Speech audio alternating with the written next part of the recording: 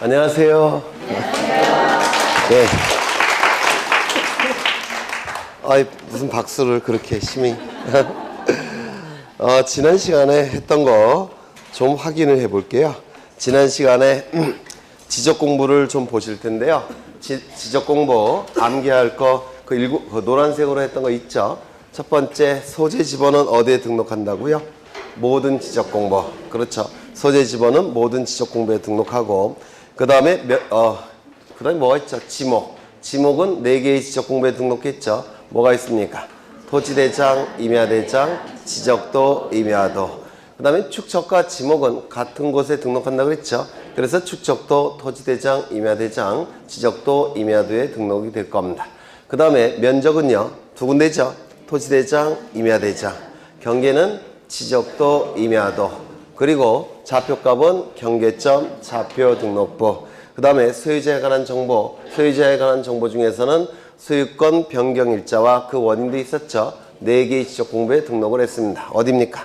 토지대장, 임야대장, 공유지역명부, 대지권 등록부. 그리고 공유지부는 두 군데 등록했죠. 어디죠? 공유지역명부, 대지권 등록부. 그 다음에 대지권 비율은 대지권 등록부에 등록을 했었습니다. 그 정도 일단 암기하시면 돼요. 그 다음에 지난 시간에 종합 공부를 한 적이 있는데요. 종합 공부에 등록사항 5가지가 있었죠. 첫 번째, 제가 힌트를 드릴 테니까 암기해 보시죠. 첫 번째, 지적 공부의 등록사항 뭐가 있습니까? 토지 표시와 소유자. 두 번째, 건축물 대장의 등록사항 뭐가 있었죠? 건축물의 표시와 소유자. 세 번째, 토지 이용 계획 확인서의 등록사항이 있었죠. 토지 이용 및 규제에 관한 사항. 네 번째는 뭐가 있었죠? 가격에 관한 사항. 다섯 번째는 등기부의 등기사항인 부동산 권리에 관한 사항이 있었고요. 그 다음에 토지 이동을 보셨는데, 토지 이동 원칙은 신청이죠. 신청은 소유자가 신청함이 원칙인데 제3자가 소유자를 대신해서 신청하는 경우가 4가지가 있었죠. 4가지. 첫 번째 뭐가 있었습니까? 공공사업. 두 번째는요, 국가나 지자체가 취득하는 경우. 세 번째는 주택법에 따른 공동주택의 부지가 되는 경우. 네 번째는 채권자 대위 신청. 그렇죠. 이 4가지는 무조건 출제가 된다고 생각하셔야 돼요. 그 다음에 특례 규정이 있었고, 신청이 없을 때는 직권으로 등록할 수 있었죠. 직권으로 등록하는 절차가 있었는데, 첫 번째, 계획을 수립하죠. 이 수립한 계획의 이름을 뭐라고 얘기합니까? 토지 이동 현황 조사 계획 수립. 수립한 계획에 따라서 현장에 가겠죠. 현장에 가서 조사를 할 겁니다. 그리고 장부에 적을 거예요. 그 장부의 이름은 토지이동 조사부라는 장부입니다. 이 장부를 가지고 청사로 돌아와서 중요한 정보를 추려내고 계산할 거 다 계산해서 한 장의 서류를 만들죠. 뭡니까? 토지이동 조서 작성. 그리고 토지이동 정리 결의서에 첨부해서 지적 공부를 직권으로 정리를 하게 될 겁니다. 그 다음에 신규 등록을 보셨는데, 신규 등록의 경우 사유 발생일로부터 60일 이내에 신규 등록을 신청하죠. 이때 소유권을 증명하는 자료를 제출해야 되는데, 소유권을 증명하는 자료 4가지 뭐가 있었죠? 첫 번째, 법원의 확정 판결서. 두 번째, 준공검사 확인증. 세 번째는요, 협의서. 네 번째는 기타. 그렇죠. 그 다음에 등록 전환을 공부하신 적이 있는데, 등록 전환은 원칙은 지목 변경을 수반했죠. 다만 지목 변경을 수반하지 않는 등록 전환 3가지가 있었는데, 첫 번째, 기억이 잘 안 나시죠? 그림을 떠오르시면 돼요. 대부분의 토지가 등록 전환돼요. 나머지 토지를 임야도에 존치시키는 것이 불합리할 때는 나머지 토지마저도 등록 전환했죠. 지목 변경 없이. 그렇죠. 두 번째, 사실상 형질 변경이 이루어져서 등록 전환했지만 관련 법령에 의해서 지목 변경을 금지하고 있다면 지목 변경 없는 등록 전환을 했었죠. 세 번째, 도시군 관리 계획선에 따라서 토지를 분할하는 경우 이때도 무조건 등록 전환했죠. 지목 변경 여부를 따지지 않고 무조건 등록 전환을 했습니다. 그래서 3가지 지목 변경을 수반하지 않는 등록 전환 여기 보셨고요. 그 다음에 분할과 합병을 보셨는데, 분할은 원칙은 분할을 신청할지 말지는 소유자의 자유의사에 달려있죠. 다만 예외가 있었는데 예외가 시험에 잘 나와요. 한 필지 일부가 형질 변경 등으로 용도가 달라진 경우, 용도가 달라진 날로부터 60일 이내에 분할을 신청했죠. 합병도 마찬가지죠. 합병을 신청할지 말지는 토지 소유자의 자유의사에 달려있지만 예외적으로 일정한 지목이 되는 경우 그때는 합병을 신청할 의무가 있다고 했습니다. 60일 이내. 그 일정한 예외가 되는 지목은 12개. 뭐가 있었죠? 철제, 천구, 유수, 학도, 부채, 공장. 여기서 부는 지목의 부호가 아니죠. 공동주택의 부지가 될 겁니다. 그 다음에 합병 요건을 공부하신 적이 있는데 5가지 혹시 기억나실까요? 합병 요건. 지난 시간에 합병까지 하셨죠? 네. 첫 번째, 합병 요건의 첫 번째는 한필지 성립 요건을 구비할 것. 한필지 성립 요건은 뭐였죠? 지, 소, 지, 지, 죽도. 두 번째, 합병 제한 사유가 없어야 되죠. 합병 제한 사유 암기를 부탁드렸는데 합병 대상 토지 일부에 대해서 저당권 등기가 되어 있다든지 소유권 이전에 가등기가 되어 있다든지 또는 판매 등기가 되어 있다든지 처분 제한 등기가 되어 있을 때는 합병을 허용하지 않는다고 했습니다. 다만 창설적 공동 저당권 등기가 합병 대상 토지 전부에 대해서 존재할 때는 합병할 수 있다고 했는데 안 했나요? 했죠. 그리고 합병 대상 토지 일부에 대해서 용익적 권리가 등기가 되어 있을 때는 합병이 가능하다고 했죠. 단 이 용익적 권리는 지역권이 조심하셔야 되는데 지역권은 승역지만 합병이 가능하고 유역지는 합병이 허용되지 않는다고 했는데 기억나실까요?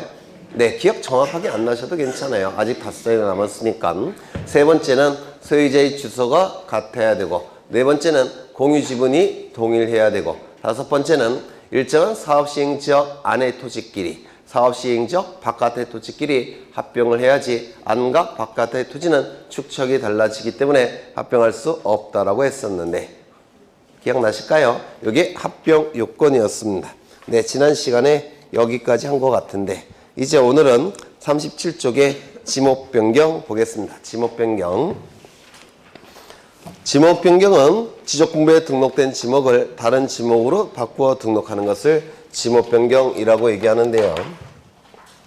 여기에 한필지 토지가 있는데요. 이 토지는 밭농사 용도의 토지입니다. 밭농사 용도의 토지예요. 그렇다면 지적 공부에 등록이 될 때 지목은 뭐로 등록이 돼야 됩니까? 밭전자를 써서 전으로 등록해야 되겠죠. 전으로 등록을 해야 됩니다. 그런데 이 밭농사 토지 위에다가 건물을 신축하고자 합니다. 주거용 건물을 신축하고자 해요. 주거용 건물을 신축하기 위해서는 대지로 바꿔야 되겠죠. 대지로 바꾸기 위해서는 땅속에 상수도 시설 설치해야 되고 하수도 시설도 설치해야 되겠죠. 정화조 시설도 설치해야 될 테고 전기선, 전화선, 인터넷선 이런 것들을 끌어와야 될 겁니다. 맞습니까? 이런 시설들을 설치하는 것을 형질 변경 공사를 한다 이렇게 얘기를 해요. 토지의 형태와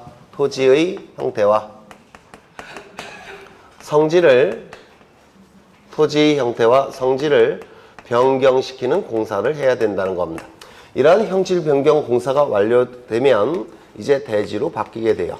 대지로 바뀌니까 이제 건물을 지을 수가 있을 겁니다. 토지의 형태와 성질이 변경되었다라고 얘기를 하는 겁니다. 각종 시설을 설치할 때 형질 변경 이렇게 얘기를 해요. 그러면 여기에 등록된 지목은 뭐로 바꿔줘야 되겠습니까? 대로 바꾸게 될 겁니다. 이걸 뭐라고 얘기합니까? 지목 변경이라고 얘기를 하겠다는 겁니다. 그래서 토지 자체에 변화가 있을 때는 형질 변경이라는 용어를 쓰고요.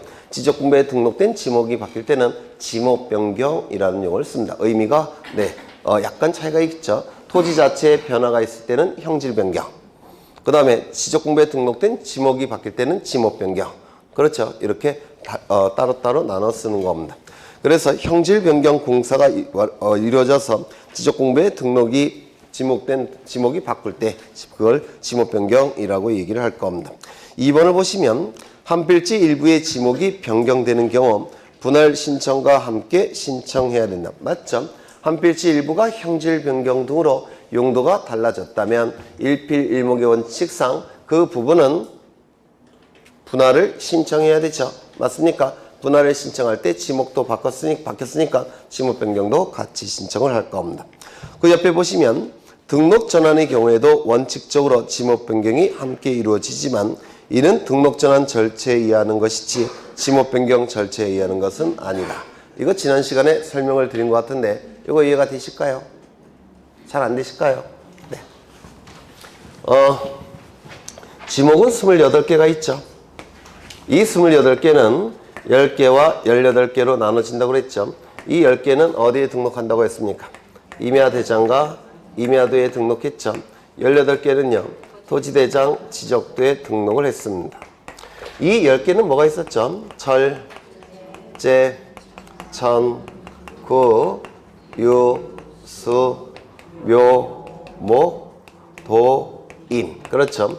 우리 사회에서 거래가 잘 안 되는 토지들, 거래가 잘 안 돼서 좀 저렴한 토지들, 저렴해서 효율성을 높일 필요가 없는 토지들, 효율성을 높일 필요가 없어서 효율적 관리의 필요성이 떨어지는 토지들, 그 토지들은 10개인데요. 임야대장, 임야도에 등록해서 관리를 한다고 했습니다.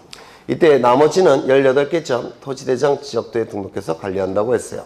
이쪽 지목에서 이쪽 지목으로 바뀌게 되면 이걸 뭐라고 얘기했습니까? 등록전환. 기억나십니까? 이쪽 지목의 토지에서 이쪽 지목으로 바꾸는 거를 등록전환이라고 얘기했죠. 그러면 이쪽에서 이쪽으로 바뀌는 건 등록전환인가요? 아닌가요? 그건 등록전환이 아니죠. 그게 뭘까요? 지목 변경. 그게 지목 변경입니다. 요 안에서 바뀔 때도 있겠죠. 이거 등록전환입니까? 아니겠죠. 여기 바로 지목 변경이에요. 요 안에서 바뀔 때도 있죠. 거기 바로 지목 변경이 될 겁니다. 그래서 이 경우의 수가 4가지가 있는데 이 안에 이쪽에서 이쪽으로 바꿀 때는 등록 전환 절차가 적용이 되는 것이고, 그 다음에 이쪽에서 이쪽으로 이 안에서 바뀌는 게 바로 지목 변경 절차, 이렇게 얘기를 할 겁니다.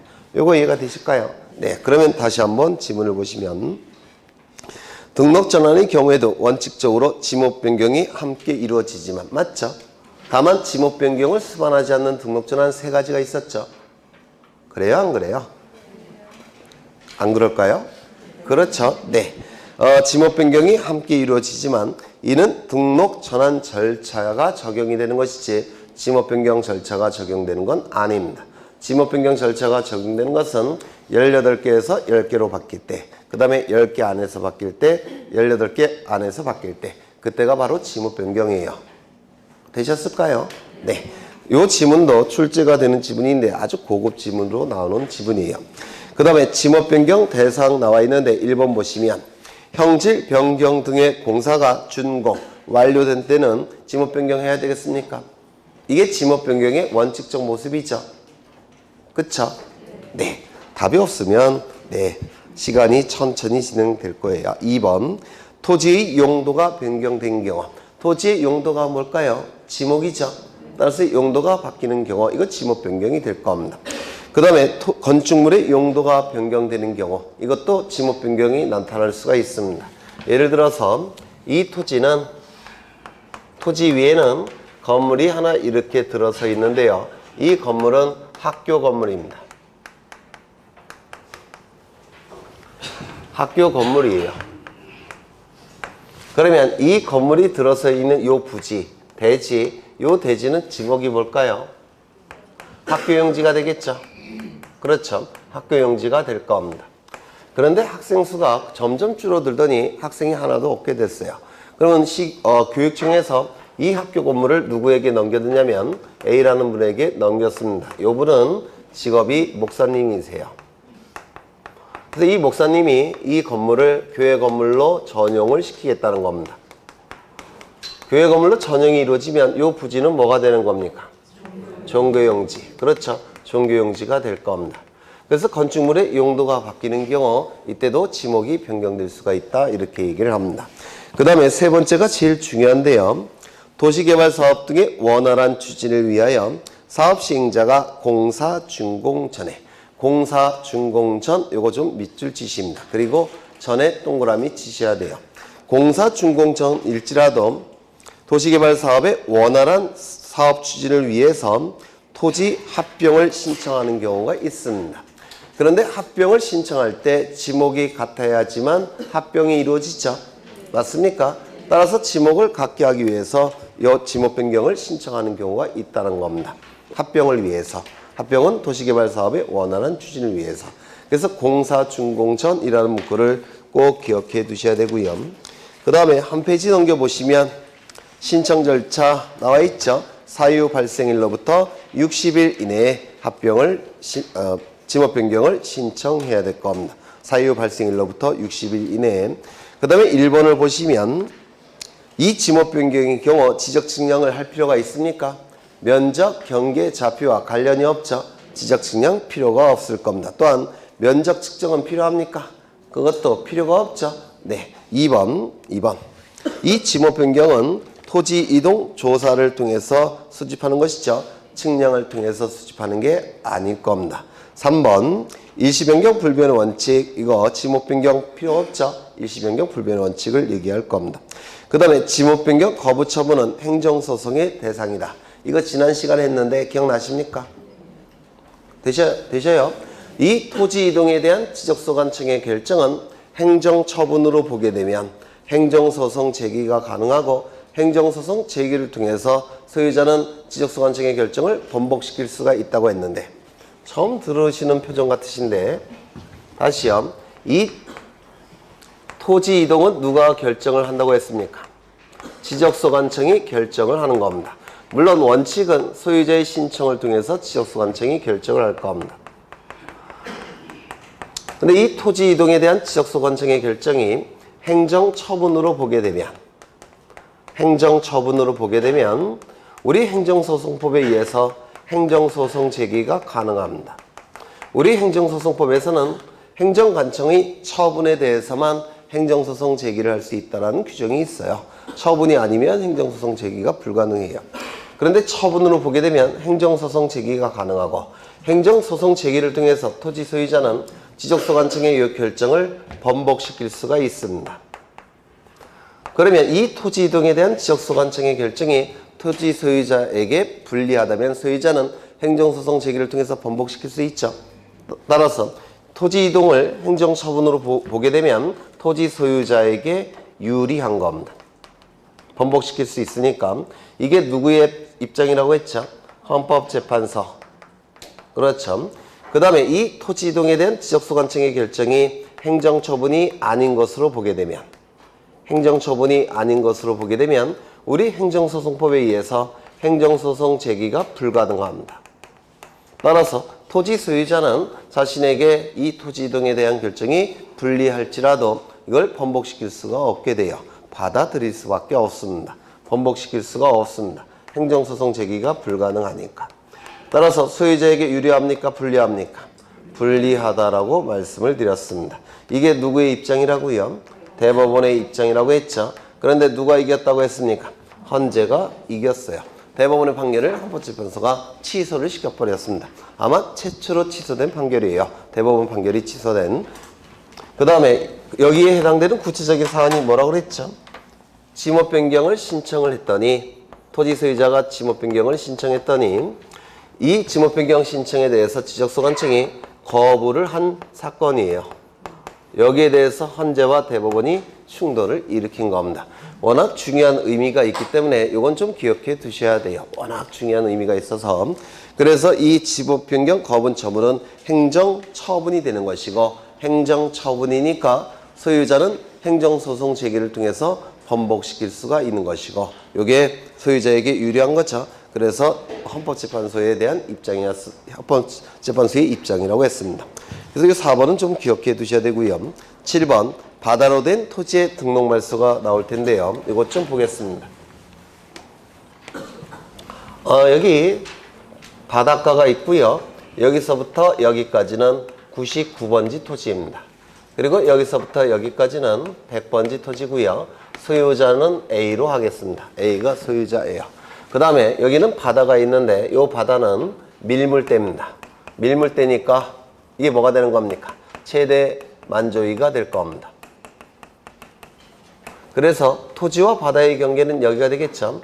그럼 이 100번지 토지는 토지일 테니까 이 토지에 관한 정보들이 어디에 등록되겠습니까? 지적공부에 등록되겠죠.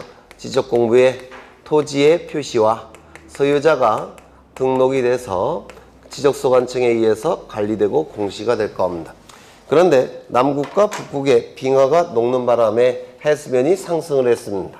해수면이 어디까지 상승했냐면 여기까지 상승을 했다는 겁니다. 그러면 이제 최대 만주위선이 여기까지 올라갔다는 겁니다. 그럴 수 있겠죠? 그러면 더 이상 바다입니까? 토지입니까? 바다로 바뀌었죠? 이게 바다로 바뀌었으니까 더 이상 지적 공부가 필요합니까? 필요 없습니까? 필요가 없겠죠? 따라서 그 내용들을 말소시킨 다음에 지적 공부를 폐쇄하게 될 겁니다. 이를 바다가 된 토지의 등록을 말소한다라고 얘기를 하게 될 겁니다. 그렇겠죠? 그런데 만약에 바다가 여기까지 올라간 것이 아니라 여기까지 올라갔다면 이때는 이 토지와 바다의 새로운 경계가 도면 위에 그려져야 되죠. 만약에 여기까지 올라갔다면 새로운 경계가 도면 위에 그려질 필요가 있을까요? 아니면 기존의 99번지와 100번지 토지의 경계를 그냥 이용하면 될까요? 그냥 이용하면 되죠. 따라서 토지 전부가 바다가 됐을 때는 측량이 필요가 없어요. 기존의 경계를 그냥 사용하면 됩니다. 하지만 일부가 바다가 됐다면 토지와 바다의 새로운 경계가 도면 위에 그려져야 됩니다. 따라서 이때는 측량을 해야 됩니다. 이거 이해가 되실까요? 토지 전부가 바다가 됐다면 측량이 필요 없지만 일부가 바다가 됐다면 측량을 해야 됩니다. 새로운 경계를 도면 위에 그려야 되니까. 이때 하는 측량을 뭐라고 부르냐면 바다가 돼서 토지가 바다가 돼서 지적 공부를 말소시키는 측량, 해면성 말소 측량이라고 부르는데요. 요 해면은 바다를 얘기하고요. 요 성자는 이를 성자를 얘기합니다. 되었다라는 뜻이에요. 바다가 돼서 지적 공부를 말소하기 위한 측량, 해면성 말소 측량이라고 불러요. 하나 더, 만약에 이 바다가 내려갈 가능성이 있다고 한다면, 즉 원상으로 회복될 가능성이 있다면 지적 공부를 말소시킬 필요가 있습니까? 없습니까?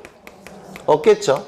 정부에서 뭐라고 발표했느냐면 일주일 내에 바다가 내려갈 테니까 동의하지 마라 이렇게 발표를 합니다. 그리고 학자들도 여기에 동의를 했습니다. 그러면 그때가 말소시킬 필요가 있겠습니까? 없겠죠. 그래서 원상으로 회복될 가능성이 있다면 말소시킬 필요가 없어요. 없을 때만 말소를 시킬 겁니다. 또한 다른 지목이 될 토지, 다른 지목의 토지가 될 가능성이 있다면 말소시킬 필요가 있습니까? 없습니까? 없어요. 다른 지목의 토지가 된다는 얘기는 바다가 되지 않는다는 얘기죠. 예를 들어서 군청에서 여기다가 제방을 쌓을 계획을 세워놓고 있습니다. 제방. 그러면 요 보통 해안가는 지목이 임야가 될 텐데요. 요 임야가 뭐로 바뀔 뿐입니까? 제방. 바다가 되지 않죠. 바다는 여기까지만 올라갈 테니까. 그렇죠. 따라서 다른 지목의 토지가 될 가능성이 없을 때만 말소를 시킬 겁니다.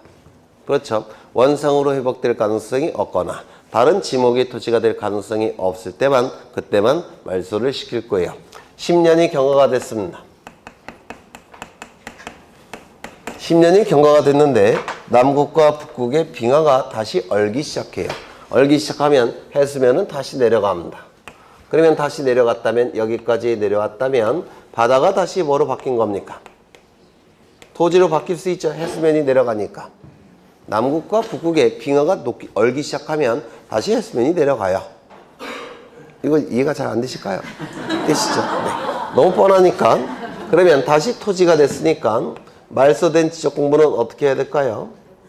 다시 만들어야 되겠죠. 그래서 회복 등록해야 될 겁니다.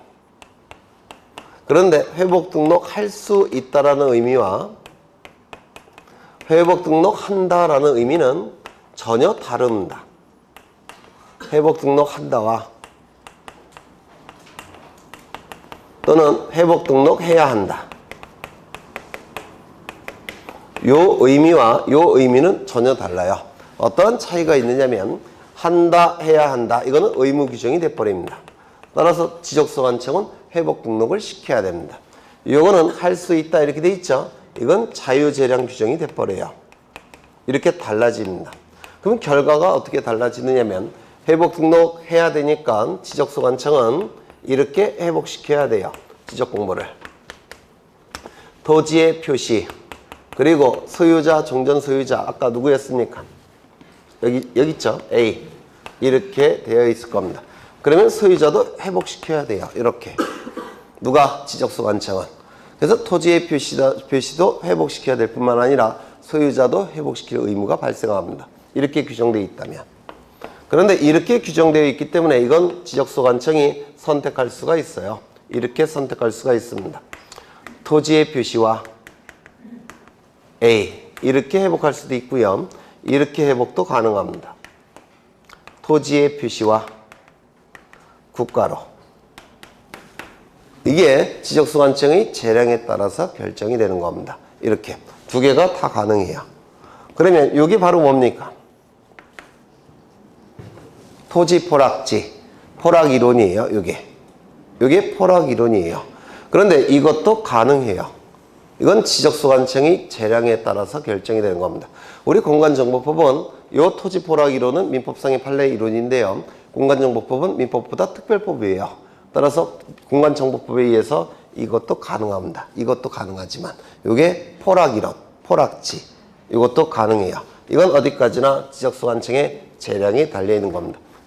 근데 만약에 돈을 요 A로부터 돈 받고 이렇게 해주면 어떻게 될까요? 깜방에 가는 거예요. 깜방에. 돈 안 받고 이렇게 해주면 괜찮은데 돈 받고 하니까 구스님이 자주 감옥에 가세요. 구스님들이. 이게 이렇게 달라질 수가 있습니다. 따라서 이 규정은 대단히 중요한 의미가 있어요. 이게 완전히 의미가 달라지니까 그래서 요 회복 등록할 수 있다. 이거 반드시 기억하셔야 되고요. 책을 좀 보겠습니다. 의 설명드렸고요. 말소 대상 토지 설명드렸고 신청 절차 1번을 보시면 소유자의 신청에 의한 말소가 원칙이 되겠죠. 원칙. 그런데 여기 특이한 규정이 있는데요. 거기 둘째 줄 보시면 지적공부에 등록된 토지 소유자에게 지적공부에 등록 말소 신청을 하도록 통지하여 한다. 이런 문구가 있죠. 앞에서는 보셨습니까? 못 보셨습니까? 없어요. 여기서만 나타나게 됩니다. 그래서 이 바다가 된 토지의 등록 말소 같은 경우에는 토지 소유자가 자신의 토지가 바다가 됐다는 걸 인정하고 싶을까요? 인정하기 싫을까요? 인정하지 않을 겁니다. 그래서 매일같이 그런 생각할 거예요. 내일이면 내려가겠지. 내일이면 내려가겠지. 근데 안 내려가요. 그러면 지적소관청은 토지 소유자에게 통지해줘야 되겠죠. 이제 포기할 때도 되지 않았냐. 이렇게 통지해야 되겠죠. 그래서 통지해야 된다. 기억하셔야 되고요. 2번을 보시면 여기 시험에 대단히 잘 나오는데 지적소관청은 토지 소유자가 밑줄 치죠. 통지를 받은 날로부터 90일 이내. 이게 시험에 나올 가능성이 대단히 높습니다. 앞에서 토지 이동은 사유 발생일로부터 60일이었죠. 여기는 통지를 받은 날입니다. 기산점이 통지를 받은 날로부터. 그리고 앞에서는 60일이죠. 여긴 며칠입니까? 90일. 한 달 동안 술 먹을 시간을 준다고 그랬죠. 그래서 90일 꼭 기억해 두셔야 돼요. 그 다음에 오른쪽을 보시면 수수료가 면제가 되는데 거기 둘째 줄 보시면 수수료는 무료로 한다라고 되어 있죠. 그래서 신청에 의한 말소건, 직권에 의한 말소건 수수료는 납부하지 않습니다. 수수료 내라 그러면 군수님 차 유리창은 성한 날이 없을 거예요. 그래서 수수료 무료로 한다 기억하셔야 되고 그 다음에 말소 회복 등록 나와 있는데 둘째 줄 보시면 회복 등록을 할 수 있다 되어 있습니까? 네, 이거 꼭 기억하셔야 돼요. 이거 할 수 있다. 의미가 완전히 달라진다고 했죠. 그 다음에 그 2번을 보시면 셋째 줄에 소유자 및 시도지사도 아니고 소유자 및 국토교통부 장관도 아니고 바다와 관련된 제도니까 소유자 및 공유수명관리청에게 통지해야 된다는 거. 이것도 자주 묻고 출제가 되는 문구니까 기억해 두셔야 될 겁니다. 및도 기억하셔야 돼요. 또는이 아니라 및. 소유자 및 공유수명관리청. 그 다음에 등록상 정정을 보실 건데요. 이 등록상 정정도 우리 시험에 자주 나오는 부분인데 여기 한 필지 토지가 존재합니다. 이 토지에 관한 정보가 수집이 되겠죠. 수집되는 방법은 조사와 측량을 통해서 수집이 될 겁니다.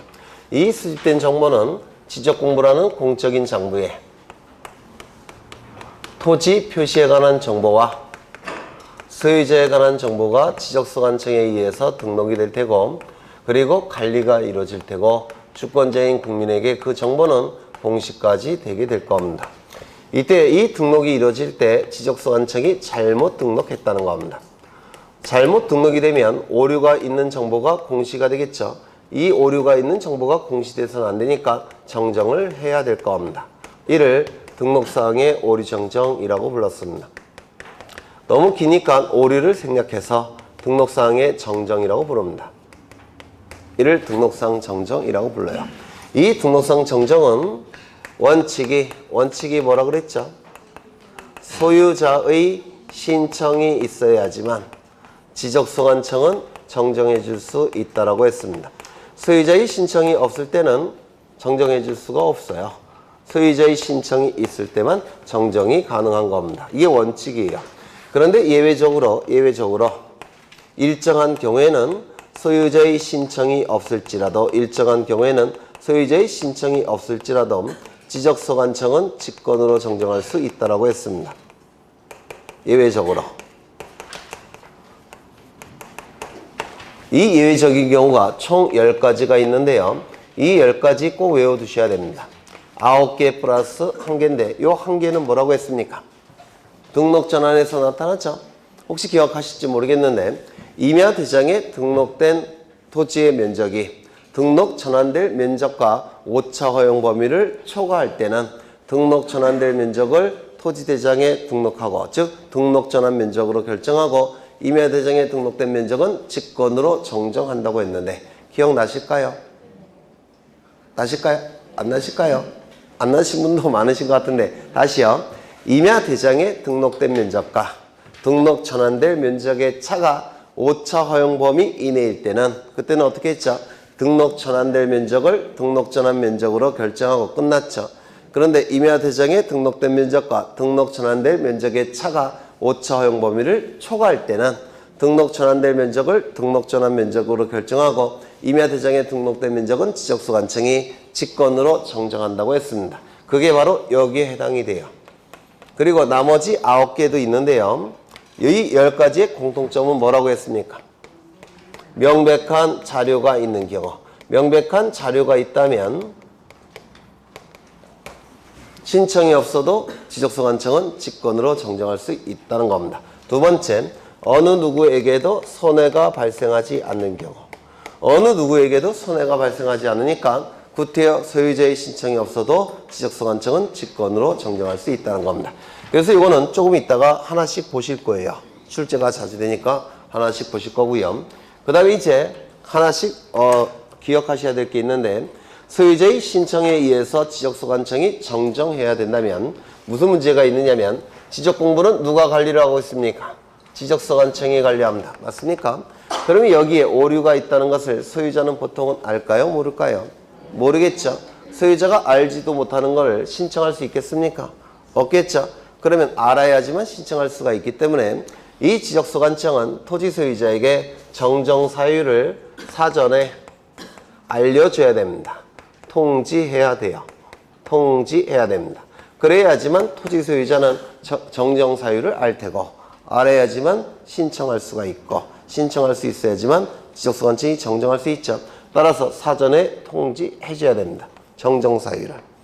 그렇다면 사후에는 또 한 번 통지할 필요가 있다고 했습니까? 없다고 했습니까? 네? 없다라고 했습니다. 하지만 직권에 의해서 정정할 수 있다면 정정 사유를 구태여 통지할 필요가 있다고 했습니까? 없다고 했습니까? 없다고 그랬죠. 그래서 사전에 통지하지 아니할 수 있다 이렇게 기억하시라고 했는데 기억나십니까? 통지하지 아니할 수 있다. 여기는 통지해야만 된다. 이렇게 달라집니다. 그렇다면 지적소관청은 보통 통지 안 할 거예요. 안 해도 그만이니까. 그러면 정정한 이후에는 통지해야 되겠습니까? 정정한 이후에는 통지해야 됩니다. 이렇게 달라지게 돼요. 두 번째, 여기 보시면 소유자의 신청에 의해서 지적소관청이 정정할 때 보통 인접토지가 경계와 면적이 변경되는 경우가 있습니다. 그러면 소유자가 정정을 신청해서 경계가 바뀌어진다는 얘기는 소유자의 입장에서는 늘어나니까 신청했겠죠. 그걸 거꾸로 인접토지 소유자의 입장에서 보면 자신의 토지는 어떻게 됐을까요? 면적이 줄어들었겠죠. 그러면 인접토지 소유자는 가만히 있을까요? 가만히 안 있을까요? 가만히 안 있겠죠. 따라서 인접토지 소유자의 승낙서가 첨부가 돼야지만 지적소관청은 정정을 해줍니다. 인접토지 경계와 면적이 바뀔 때 인접토지 소유자의 승낙서가 있어야지만 지적소관청은 정정을 해줍니다. 이거 이해가 되실까요? 그러면 여러분 같으면 여러분이 인접토지 소유자라면 승낙서 작성해 주겠습니까? 안 하겠죠. 그때는 소송을 걸어서 확정 판결서를 받아서 확정 판결서가 첨부돼야지만 지적소관청은 정정을 해줍니다. 그래서 인접토지 소유자의 승낙서나 또는 확정 판결서 정본이 첨부돼야지만 지적소관청은 정정을 해줄 겁니다. 하나 더. 여기 경계와 면적이 변경이 될 때는 반드시 뭐를 거쳐야 됩니까? 측량. 이때 하는 측량을 뭐라고 얘기할까요? 등록상 정정 측량이라고 부릅니다. 이 등록상 정정 측량을 해서 그 성과도가 첨부가 돼야지만 지적소관청은 정정을 해줍니다. 이거 자주 출제가 돼요. 등록상 정정 측량해서 그 성과도를 첨부해야지만 지적소관청은 정정을 해줍니다. 그런데 만약에 지적소관청이 이 등록상 정정 측량 성과도를 지적소관청이 이미 가지고 있다면 보통 가지고 있어요. 지적소관청이. 이유는 지적소관청이 검사 측량을 수행하기 때문에 보통 성과도를 지적소관청이 가지고 있어요. 그러면 지적소관청이 이미 가지고 있다면 따로 첨부할 필요가 있을까요? 없을까요? 없습니다. 이때는 확인으로 가름할 수 있다 이렇게 얘기합니다. 가름은 대신한다 이런 뜻이죠. 대신한다. 민법에서 공부하셨을 거예요. 그래서 이 문구가 이건 워낙 여러 번 출제가 됐고요. 이거는 아직 출제된 적은 없어요. 보통 교재에도 없는데요. 좀 기억해 두시는 게 좋을 것 같아요. 등록상 정정 측량 성과도를 첨부해야지만 정정을 해주는데 이미 지적소관청이 가지고 있다면, 관리하고 있다면 별도로 첨부할 필요가 없습니다. 확인으로 가름할 수 있다 이렇게 얘기를 합니다. 그 다음에 여기 보시면 직권으로 정정할 때 그 정정 대상이 뭐냐면 경계와 면적이 오류가 있어서 정정하고자 합니다. 직권으로 정정을 하려는데요. 그 오류의 대상이 경계와 면적이에요. 그렇다면 이 경계와 면적은 잘못된 거죠. 잘못된 경계와 면적을 근거로 해서 지적 측량을 한다면 이거 의미가 있을까요? 없을까요? 없죠. 따라서 잘못된 경계와 면적을 근거로 해서 지적 측량은 하는 건 의미가 없어요. 그렇다면 이런 지적 측량은 정지시켜야 될 겁니다. 언제까지? 오류가 정정될 때까지. 이거 이해가 되실까요? 그렇다면 이 오류를 고치기 위한 오류를 정정하기 위한 측량은 진행을 시킬까요? 이것도 정지시켜야 될까요?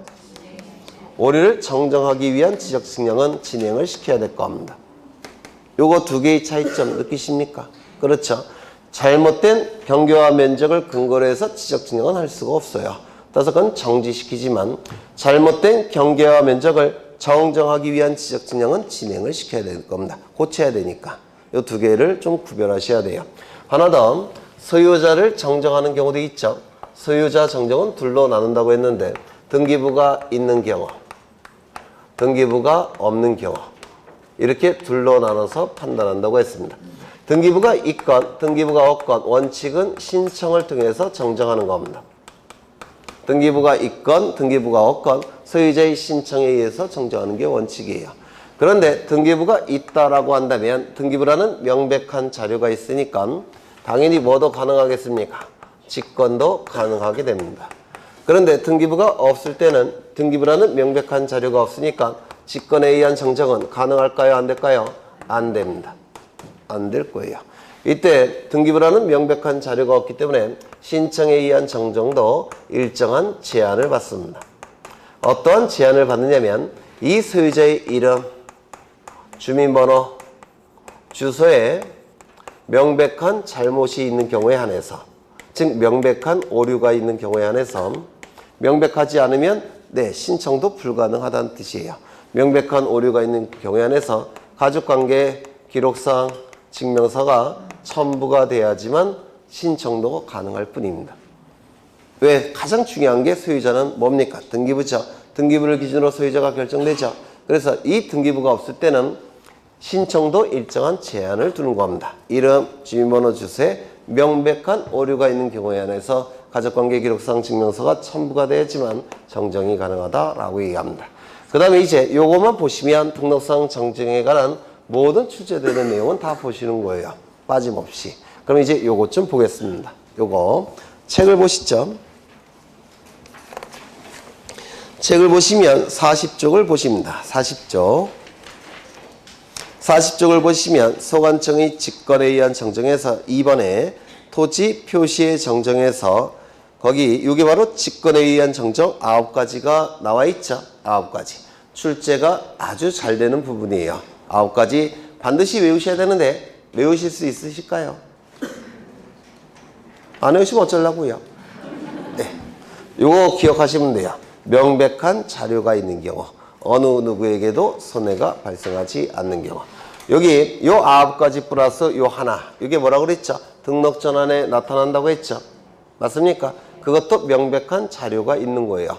등록상 정정, 측량 성과도라는 명백한 자료가 있기 때문에 직권 정정이 가능한 겁니다. 1번부터 보시죠. 1번.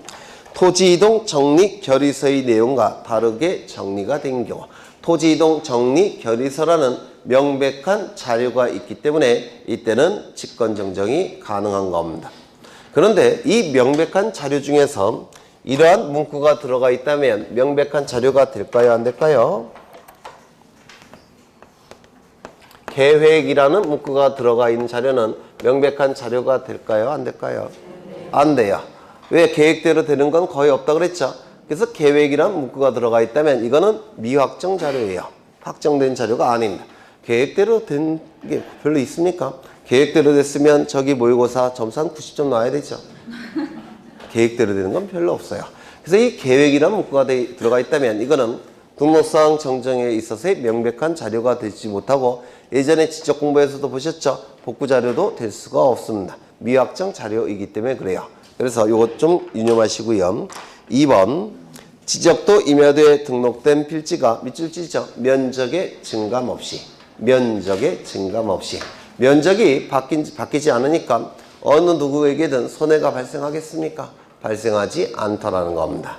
면적의 증감이 없기 때문에 어느 누구에게든 손해가 발생하지 않아요. 따라서 신청이 없어도 직권으로 정정할 수 있다는 겁니다. 3번. 3번에 첫째 줄 끝에 보시면 지적공부에 등록된 면적과 측량한 실제 면적이 일치한다라는 표현이 있습니까?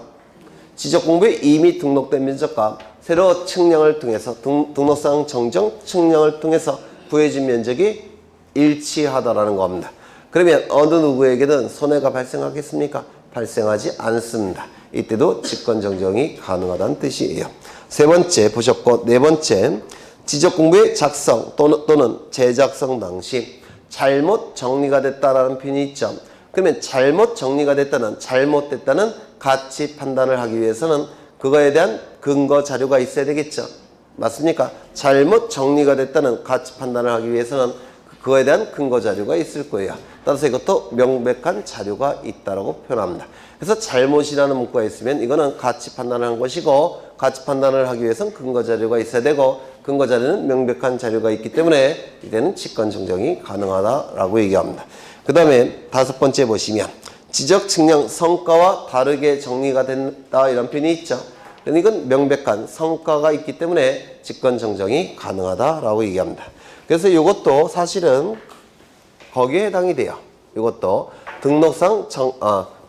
등록 전환 측량 성과가 있기 때문에 이것도 직권으로 정정할 수 있었던 겁니다. 아까 보신 거. 그 다음에 여섯 번째 점. 중앙지적위원회, 지방지적위원회 의결서 4번을 받은 지적소관청이라는 문구가 있죠. 의결서라는 명백한 자료가 있기 때문에 직권 정정이 가능한 겁니다. 그 다음에 7번 지적공부에 등록사항이 잘못 입력되었다라는 가치 판단을 하고 있죠. 잘못 입력됐다는 가치 판단을 하기 위해서는 근거 자료가 있어야 돼요. 이 근거 자료가 명백한 자료가 될 수가 있기 때문에 이때도 직권 정정이 가능하다라고 얘기합니다. 8번은 조금 이따 보실 거고요. 9번을 보시면 면적 환산이 잘못된 경우라고 되어 있으니까 잘못됐다는 가치 판단을 하기 위해서는 근거 자료가 있겠죠. 따라서 명백한 자료가 있는 경우에 해당이 돼요. 이거는 평 단위를 제곱미터 단위로 환산할 때를 얘기하는 겁니다. 그 다음에 이제 8번이 나오는데 가로 안을 먼저 밑줄 치시죠. 지적소관청이 착오로 잘못 합병된 경우만 해당한다. 이것도 좀 기억해 두십니다. 이게 공간정보법이 개정이 되면서 이 괄호 안의 부분이 새롭게 신설이 된 거예요. 이것도 의미가 있기 때문에 좀 기억해 두셔야 됩니다.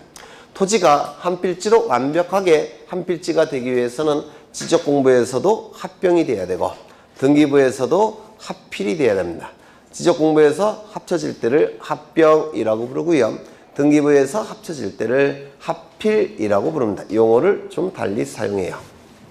그러면 이것 좀 보겠습니다. 시간이 이렇게 흘러갑니다. 시간이 이렇게 흘러가고 있는데요. 요 시점에 두 필지 토지가 존재합니다. 여기는 100번지, 여기는 101번지, 토지 소유자 갑, 토지 소유자 갑입니다. 이때 갑이 요 101번지 토지에 대해서 을에게 저당권을 설정해 줍니다. 그래서 이 을은 저당권 등기를 한 상태예요.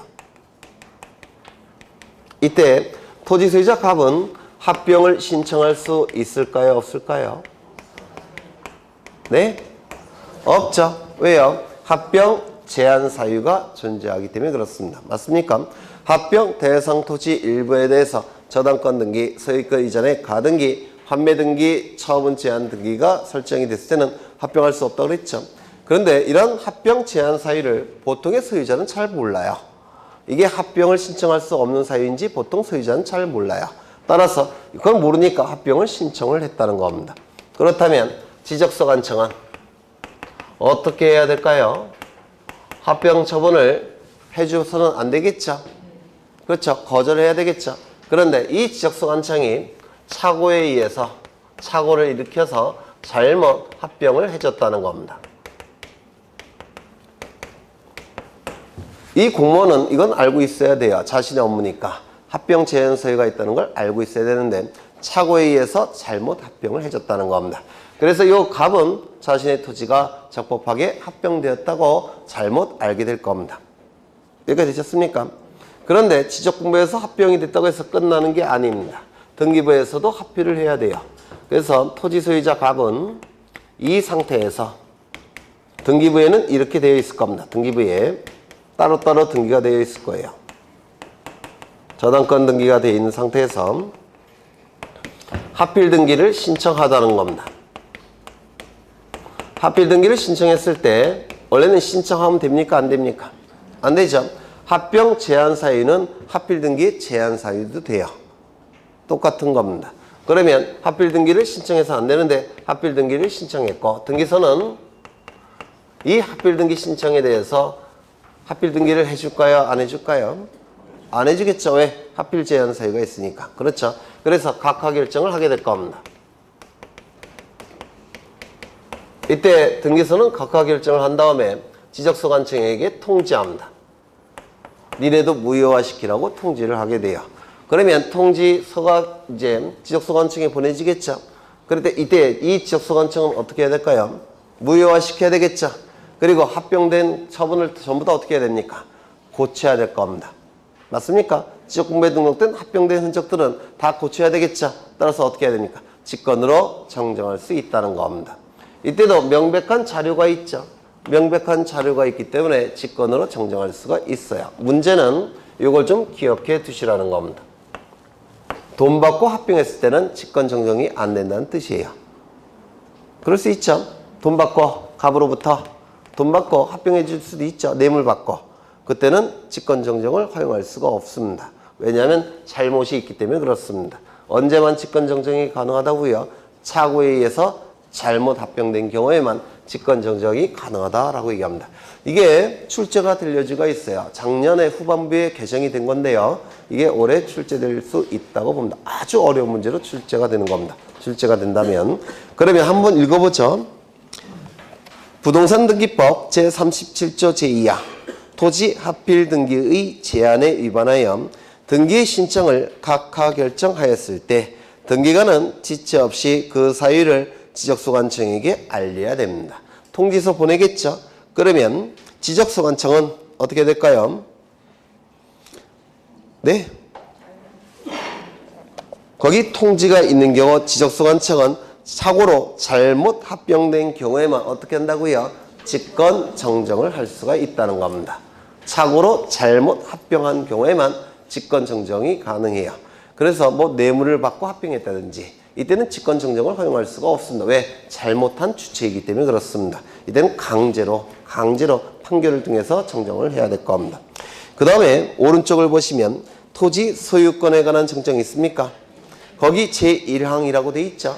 그 1항 그걸 좀 고치셔야 되는데 신청을 얘기해요. 제1항은 신청. 제2항은 뭘 얘기할까요? 직권을 얘기하는 겁니다. 제가 고쳤어야 되는데 깜빡했어요.